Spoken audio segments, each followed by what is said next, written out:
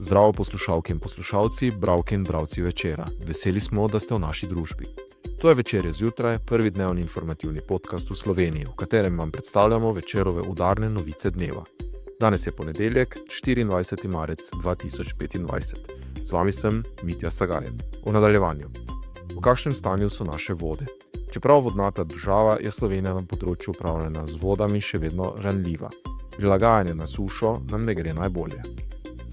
Izvršni direktor MOL-a za področja goriv o pričakovanjih glede prodaje bencina in dizla v prihodnjih letih in o tem, kaj se dogaja z elektromobilnostjo v Srednji Evropi.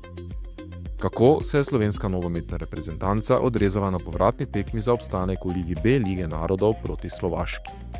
Naročite se na podcast, da boste obveščeni ob izdaji naslednje epizode. Vse skozi smo z vami na vecer.com. Čeprav se s poplavami od streznitvenih poplav predlani ukvarjamo več in bolje kot kadarkoli prej, je voda precej več kot le ujma, hudournik, poplava. Nasprotno, prvi izziv, ki se ga velja lotiti, je na drugi strani ekstrema. Gre za pomanjkanje vode, opozarja stroka. Slovenija je bogata z vodo, živimo v alpskem svetu, ki nas oskrbuje z vodo. Kamorkoli zavrtamo, imamo dostop do vode, in to kakovostne vode. Nas pa dogodki v letih 2022 in 2023 opominjajo na to, da padamo iz ekstrema v ekstrem. Letu 2022, ko smo se soočali z ekstremno sušo, je sledilo leto 2023, ko je bilo vode ogromno, pa spet ponekod ni bilo dostopa do pitne vode. Tudi to, da smo pri upravljanju z vodami kratkovidni, svari stroka. In čeprav so plazovi in poplave nekaj povsem naravnega, smo kot družba na te pojave zelo nepripravljeni in delujemo zelo kratkoročno. Vajeni smo kriznega delovanja. Zmanjkuje pa nam časa za razmišljanje naprej, med drugim pojasnjujejo sogovorniki naše tokratne naslovne teme, ki jo je pripravila kolegica Andreja Kutin, dobra poznavalka okoljskih tem, ki se mi je pridružila v studiu. Pozdravljena, Andreja. 4 leta bo letos julija od uspelega referenduma o domnevno sporni noveli zakona o vodah. Tegob povezanih z vodo pa vse več, vsaj tako se zdi. Kaj bi torej moralo biti danes drugače, pa ni.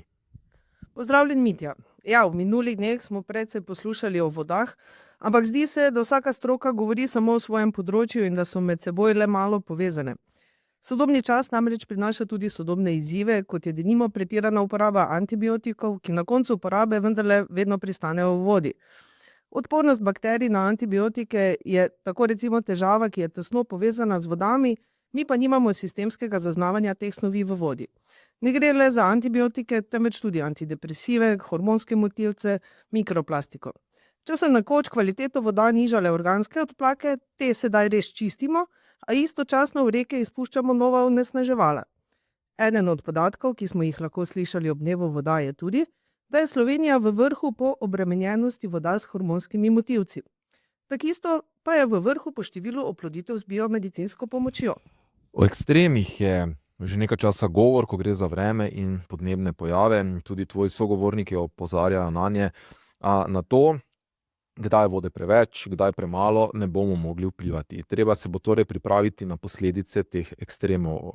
Obstaja kak recept za to? Ja, ekstreme smo dobro občutili ob predlanskih poplavah, ko smo beležili izjemne presežke vode. Tako smo morda nekoliko pozabili na leta pred tem, ko je vode primanjkovalo. Takrat smo se pogovarjali o tem, ali bo potrebno omejevati celo porabo vode na obali in to na vrhuncu turistične sezone.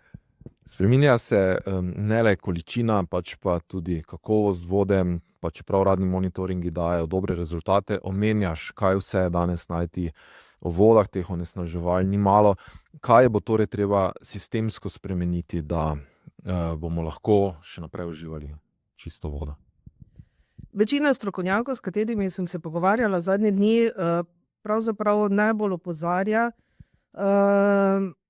in se pač ukvarjajo s kemijskimi lastnostmi vode, opozarjajo, da je nujno razširiti nabor spojin, ki so na seznamu rednih monitoringov vode.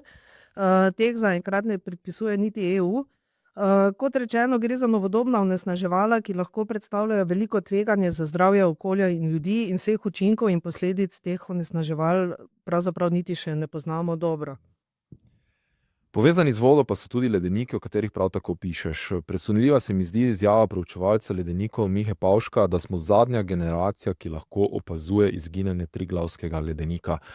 Kaj nas torej čaka oziroma kaj čaka ledenike? Se bojim, da nič dobrega, Mitja. V 5 letih od preteklih 6 so strokovnjaki zabeležili rekordno nazadovanje mase ledu na svetovnih ledenikih. Najslabše je bilo leto 2023, lansko leto pa je bilo 4. najslabše. Torej vidimo, da se trendi kopičijo v zadnjih letih.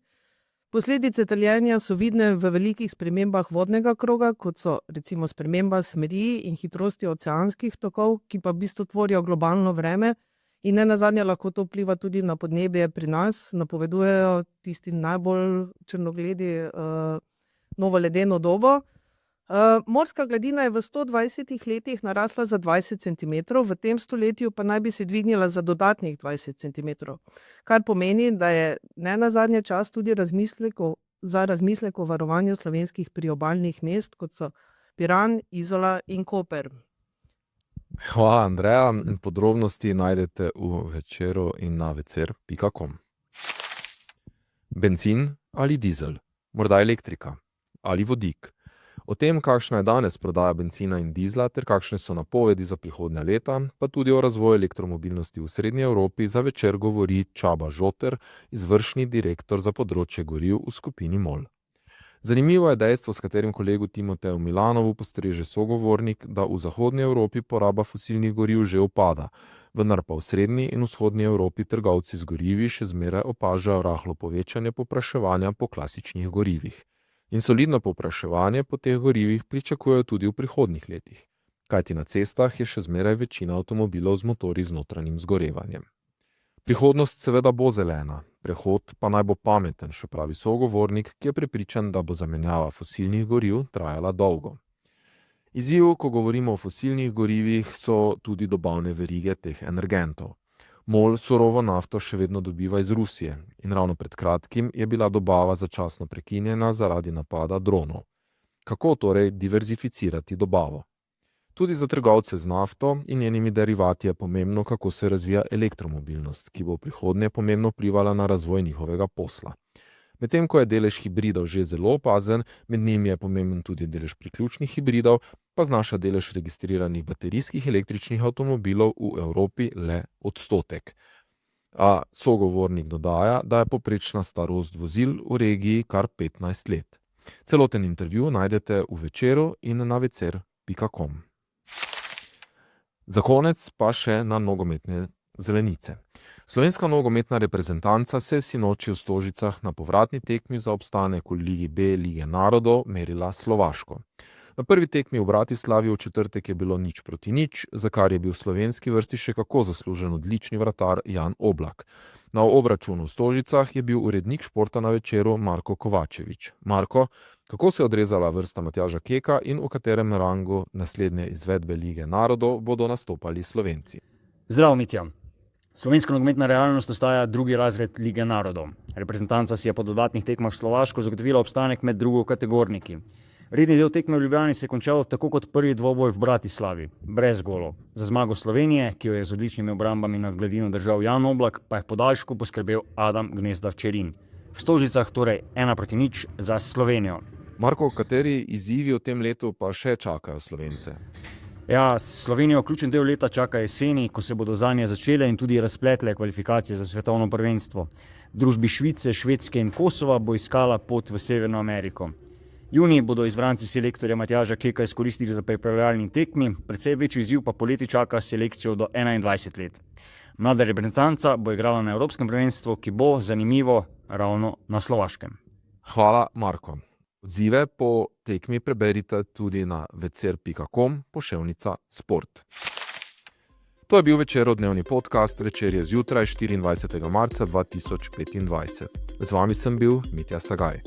Kakovostno novinarstvo lahko podprete, da se naročite na tiskani in spletni Večer, postanete naš sledilec in bralec na družbenih omrežjih, naročnik naših podcastov in newsletterjev. Tako boste podprli novinarstvo, ki prinaša avtentične vsebine, ki jih pripravljajo naši novinarji in jih druge ne boste našli. Želimo, da razumete, kako se vrti svet.